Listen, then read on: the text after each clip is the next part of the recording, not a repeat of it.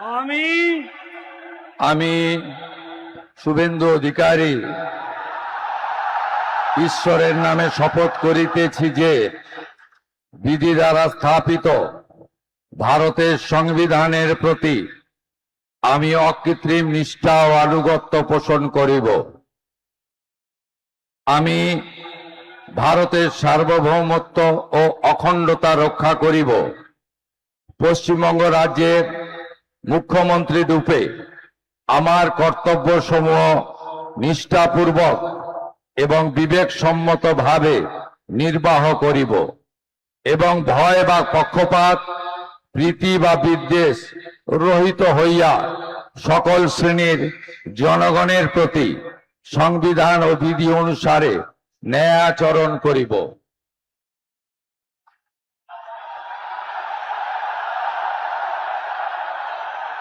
আমি